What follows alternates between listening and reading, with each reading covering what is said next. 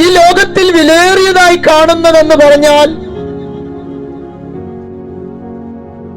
ദൈവം വിലയേറിയതായി കാണുക എന്ന് പറഞ്ഞാൽ ഒരു മനുഷ്യനാണ്. മനുഷ്യൻ ഈ ലോകത്തിലുള്ളതെല്ലാം വിലയേറിയതായി കാണുമ്പോൾ,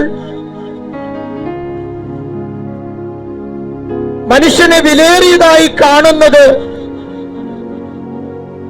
സർവശക്തനായ ദൈവമാണ്.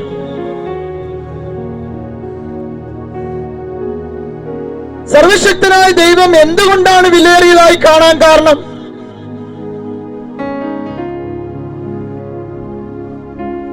മനുഷ്യനെ ഉണ്ടാക്കിയത് ദൈവത്തിന് വേണ്ടിയാണ്. ഈ ലോകത്തിൽ പലതും കണ്ടുപിടിക്കുന്നത് മനുഷ്യന് വേണ്ടിയാകുന്നു എന്നുള്ളതുപോലെ, ദൈവമുണ്ടാക്കിയ, ദൈവത്തിന് ഉപയോഗിക്കുവാൻ കൊള്ളാവുന്ന, ദൈവത്തിന്റെ ഹൃദയത്തിലിരുന്ന ആഗ്രഹമാണ് മനുഷ്യൻ. വേദപുസ്തകം പറയുന്നു, ദൈവം മനുഷ്യനോട് കൂടെ ജീവിക്കുവാനിടയായി.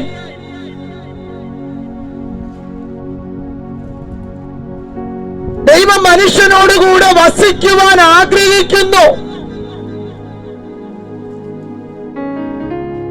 പക്ഷെ മനുഷ്യന് ദൈവത്തെ അറിയത്തില്ല. മനുഷ്യന് ദൈവത്തിന്റെ ചിന്ത അറിയാൻ കഴിയുന്നില്ല.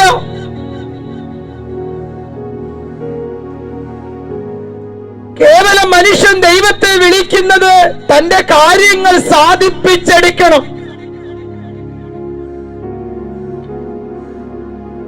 ഈ ലോകത്തിലെ ആവശ്യങ്ങൾ നേടിയെടുക്കുവാൻ വേണ്ടി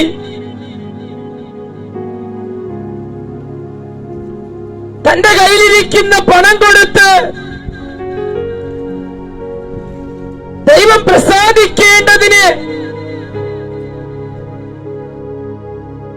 ദൈവം പ്രസാദിക്കുമോ എന്ന് വച്ച്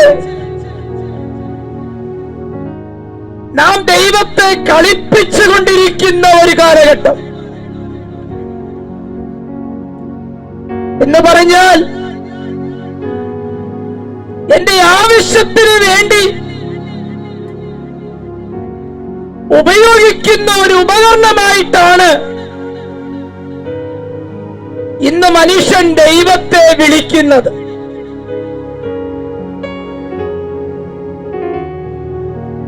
രോഗം വരുമ്പോൾ, അനർത്ഥം വരുമ്പോൾ, പ്രതിസന്ധി വരുമ്പോൾ, പ്രതികൂലങ്ങൾ വരുമ്പോഴാണ് മനുഷ്യൻ ദൈവത്തെ അന്വേഷിക്കുന്നത്.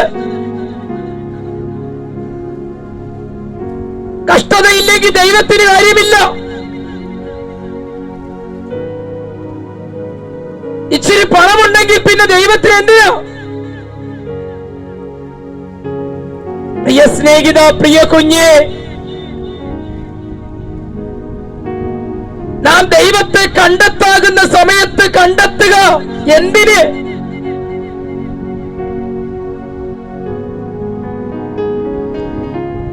നാം എല്ലാവരും ഒരു സൃഷ്ടിയാണ്. നാം ഉണ്ടാക്കിയത് മുഴുവനും ഈ മണ്ണുകൊണ്ട് അവസാനിക്കും. പക്ഷേ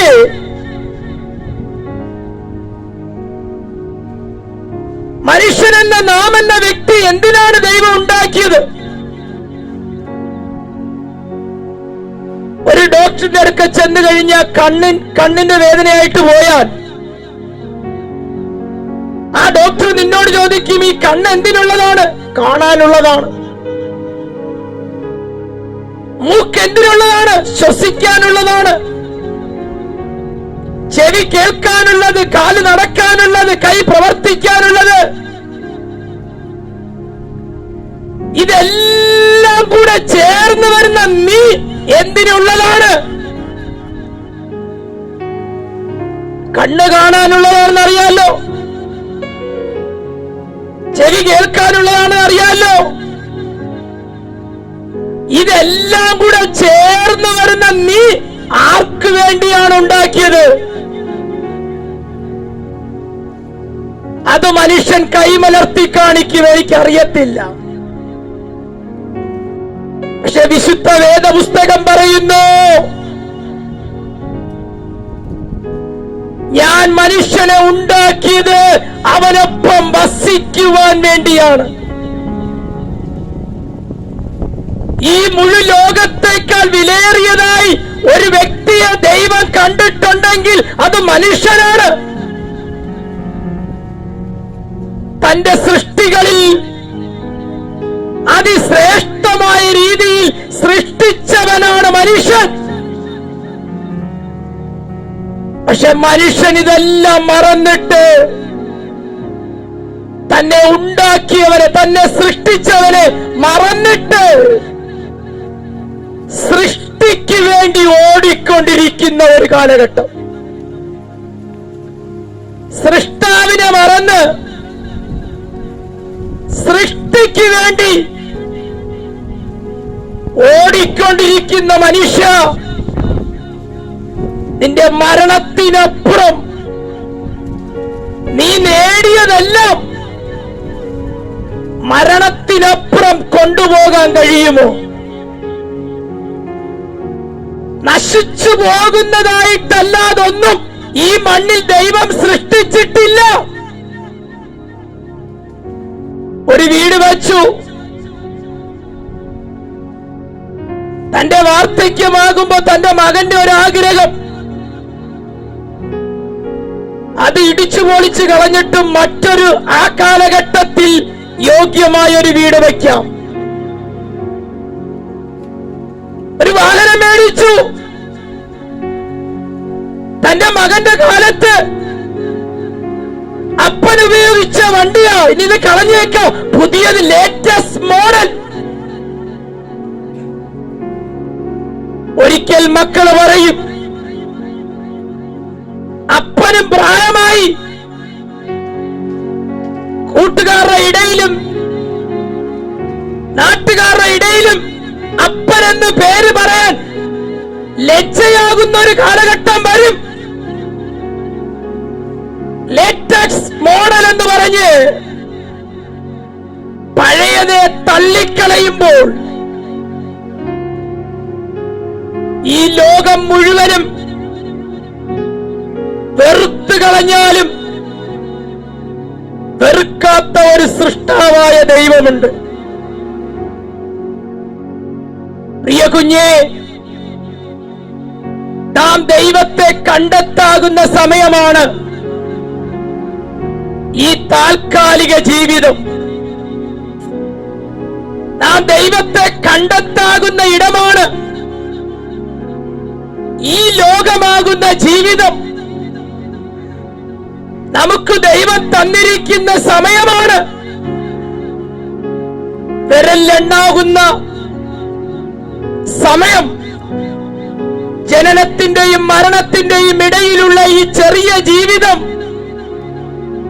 കാത്തിരിക്കുന്ന നിത്യമായ ജീവിതം അവകാശമാക്കുവാനുള്ള ഒരു ഇടമാണ് ഭൂമി എന്ന ജീവിതം. മരണത്തിനപ്പുറം ദൈവം രണ്ട് സ്ഥലം ഒരുക്കി വെച്ചിരിക്കുന്നു. അപ്പൊ ചോദിക്കും, നിങ്ങൾ അവിടെ പോയിട്ടുണ്ടോ? സ്വാഭാവികമായ ഒരു മനുഷ്യൻ ചോദിക്കും, നിങ്ങൾ പോയിട്ടുണ്ടോ? ഈ പ്രസംഗിക്കുന്ന ഞങ്ങൾ പോയിട്ടില്ല. ഇത് പ്രസംഗിക്കുന്ന ആരും പോയിട്ടില്ല. പക്ഷെ ഈ വചനം സത്യവേദ പുസ്തകത്തിൽ നിറഞ്ഞു നിൽക്കുന്ന ക്രിസ്തു AD എന്നും BC എന്നും വേർതിരിച്ച്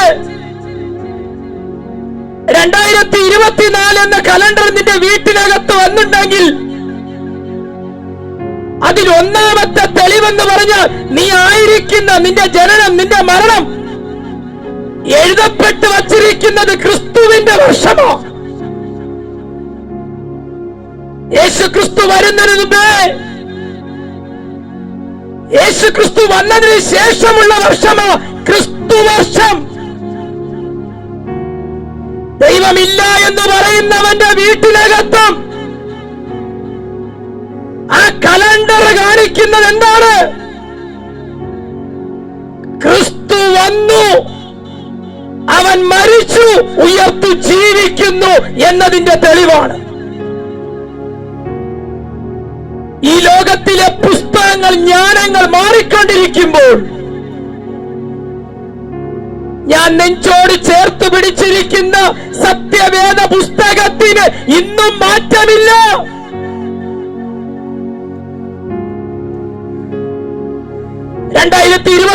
ആയില്ലേ?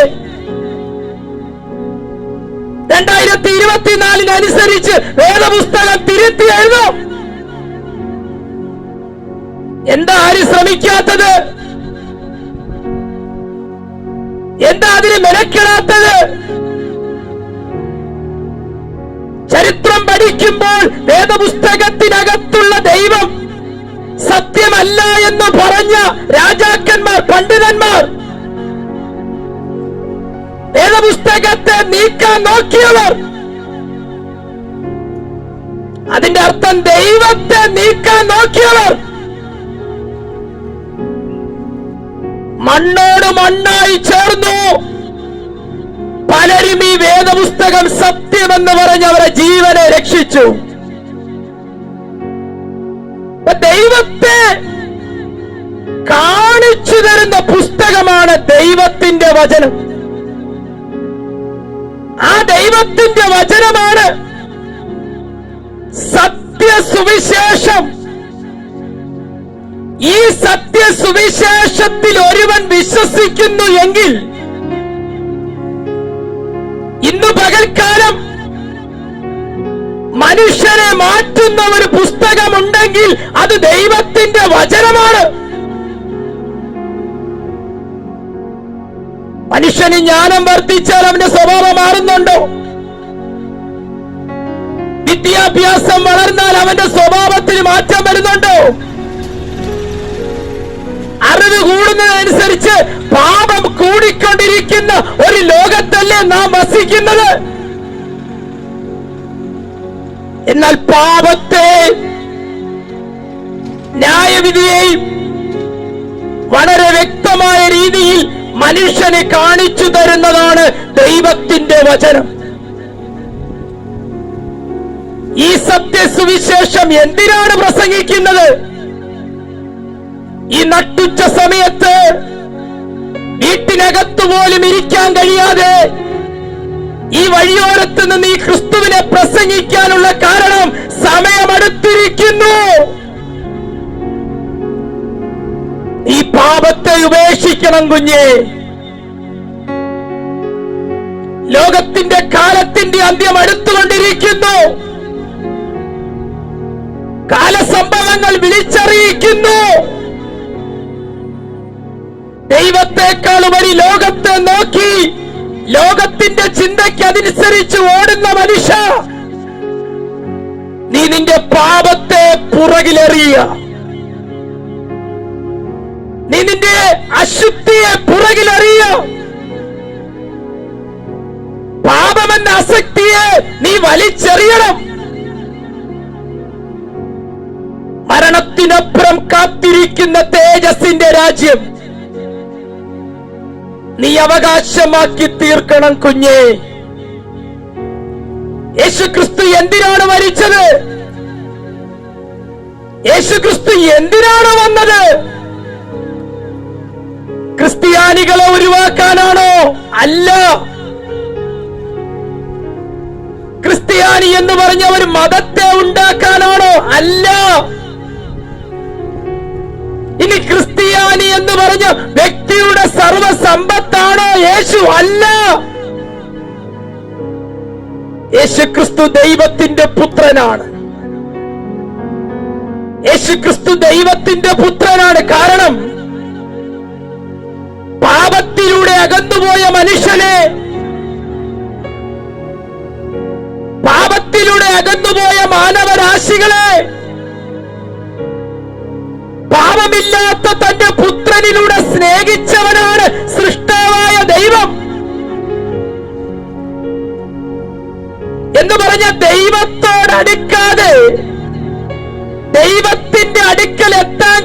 മരിച്ചുകൊണ്ടിരിക്കുന്ന മനുഷ്യനെ ദൈവത്തോട് അടുപ്പിച്ചവനാണ് ക്രിസ്തു. പാപമുള്ള മനുഷ്യർക്ക് വേണ്ടി, മരിച്ചുകൊണ്ടിരിക്കുന്ന മനുഷ്യർക്ക് വേണ്ടി, പാപമെന്ന ചങ്ങലയ്ക്കകത്ത് അടയ്ക്കപ്പെട്ട മനുഷ്യർക്ക് വേണ്ടി പാപത്തിന് പരിഹാരം വരുത്തിയവനാണ് യേശുക്രിസ്തു. യേശുക്രിസ്തു ഇപ്രകാരം പറഞ്ഞു, ഞാൻ വന്നത് എന്റെ ഇഷ്ടം ചെയ്യാനല്ല, എന്നെ അയച്ചവന്റെ ഇഷ്ടം ചെയ്യാനാ. താൻ വന്നു പാപത്തിന് മറിവിലയായ തന്റെ പ്രാണനെ, തന്റെ ശരീരത്തെ, തന്റെ ജീവന്, തന്റെ അവസാനത്തുള്ളി രക്തം വരെ നമുക്ക് വേണ്ടി ഒഴുക്കി തന്നു. യോഹന്നാന്റെ സുവിശേഷത്തിൽ ഇങ്ങനെ പറയുന്നു, യേശുവിനെ കൈക്കൊണ്ട് അവന്റെ നാമത്തിൽ വിശ്വസിക്കുന്ന ഏവർക്കും, അതിനകത്ത് പണക്കാരനെന്നില്ല, അതിനകത്ത് പാവപ്പെട്ടവനെന്നില്ല, അതിനകത്ത് ഇന്ന ജാതി, ഇന്ന വർഗം, ഇന്ന വർണ്ണം, അതിനകത്ത് ഒരു വേർതിരിവില്ല. പാവപ്പെട്ടവനെയും പണക്കാരെയും, ദരിദ്രനെയും ധനവാനെയും, കണ്ണുള്ളവനെയും കണ്ണില്ലാത്തവനെയും മനുഷ്യൻ വേർതിരിക്കുന്നു എങ്കിലും സൃഷ്ടാവായ ദൈവം വേർതിരിക്കുന്നില്ല. അവനെ കൈക്കൊണ്ട് അവന്റെ നാമത്തിൽ വിശ്വസിക്കുന്ന ഏവർക്കും ദൈവം മക്കളായി തീരണം. യേശുക്രിസ്തു വന്നത് എന്തിനാ? മനുഷ്യപുത്രനായിരിക്കുന്ന നിന്നെ ദൈവപുത്രനാക്കി തീർക്കുവാൻ, മരിച്ചുകൊണ്ടിരിക്കുന്ന നിനക്ക് ജീവൻ തരുവാൻ. ഞാൻ വന്നത് ജീവൻ തരുവാനാ, അത് സമൃദ്ധിയായി തരുവാൻ. എന്തിനാ ഇത്ര സമൃദ്ധിയായി ജീവനെ തരുന്നതിന്റെ കാരണം? പിന്നെ എന്തിനാ ബ്രദർ ഈ മരണം കൊണ്ട് ഞങ്ങൾ അവസാനിപ്പിക്കുന്നത്? യേശു നൽകിയ ജീവൻ, ആ ജീവൻ കരസ്ഥമാക്കി ജീവിക്കേണ്ട ഇടം ദൈവത്തിന്റെ രാജ്യത്തിലാ. ഇതെല്ലാം വാക്കുകൊണ്ടുണ്ടാക്കിയ ഭൂമിയാ കുഞ്ഞേ. വിശുദ്ധ വേദപുസ്തകം പറയുന്നു, ഇതെല്ലാം തീക്ക് വേണ്ടി ഒരുങ്ങിയിരിക്കുക. പക്ഷെ നമുക്ക് നിലനിൽക്കുന്നതായിട്ടൊന്നുമില്ല. ഇവിടെ നിലനിൽക്കുന്നതൊന്നുണ്ട്. ദൈവത്തിന്റെ രാജ്യം നമുക്ക് നിലനിൽക്കുന്നതാ. പക്ഷെ മനുഷ്യനായിരിക്കുന്നവന് ദൈവരാജ്യത്തിൽ കടക്കാൻ പറ്റില്ല. അതിനെന്ത് ചെയ്യണം? മനുഷ്യപുത്രനായിരിക്കുന്ന നീ ദൈവപുത്രനായി തീരണം. എപ്രകാരം? മനുഷ്യനെന്ന് പറഞ്ഞാൽ മരണം കൊണ്ട് അവസാനിക്കും. യേശുക്രിസ്തു പറയുന്നു, എന്നിൽ വിശ്വസിക്കുന്നവൻ മരിച്ചാലും ജീവിക്കും. മരണത്തിനപ്പുറം ഒരു ജീവനുണ്ട്. ആ ജീവൻ തന്നതാരാ? അതാണ് യേശുക്രിസ്തു. ആ യേശുക്രിസ്തു എന്ന രക്ഷകൻ നിന്റെ ഹൃദയത്തിനകത്ത് വരണം. പാപത്തിന്റെ അധികാരി വസിക്കുന്ന നിന്റെ ഹൃദയത്തെ, പാപമെന്ന ശരീരത്തെ എന്ത് ചെയ്യണം? നീ ഉപേക്ഷിക്കണം. പഴയ മനുഷ്യനായ ജഡത്തിന്റെ ചിന്തകളെ ഉപേക്ഷിച്ച് സ്വർഗീയ മനുഷ്യനായ യേശുക്രിസ്തുവിനെ വിശ്വാസത്താൽ എന്ത് ചെയ്യണം? നീ ഹൃദയത്തിൽ അംഗീകരിക്കണം. പാപത്തിൽ ജീവിക്കുന്ന നീ വിശുദ്ധനായി തീരണം. ശാപത്തിൽ നീ നിൽക്കുന്ന നീ, അശുദ്ധി ജീവിക്കുന്ന നീ, സ്വർഗീയ പിതാവായ ദൈവത്തിന്റെ പുത്രനായ ക്രിസ്തുവിന്റെ രക്തത്താൽ നീ വിശുദ്ധീകരിക്കപ്പെടണം. ഒന്നുകൂടി പറഞ്ഞാൽ, ദൈവം വസിക്കുന്ന ദൈവത്തിന്റെ ആലയങ്ങളായി തീരണം.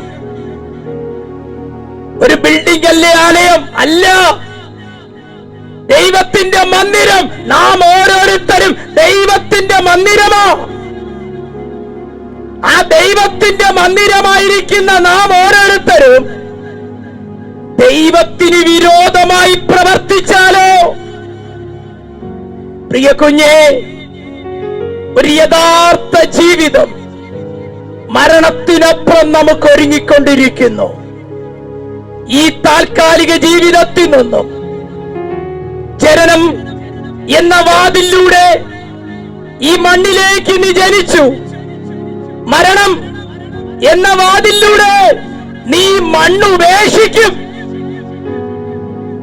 അതുവരെ ഒപ്പമുണ്ടായിരുന്ന ഭാര്യ, ഭർത്താവ്, കുഞ്ഞുങ്ങൾ, ബാങ്ക് ബാലൻസ്, വാഹനങ്ങൾ, വീട്, ഇതെല്ലാം നമ്മൾ രജിസ്റ്റർ ചെയ്തത് ആ ശരീരത്തിലാ.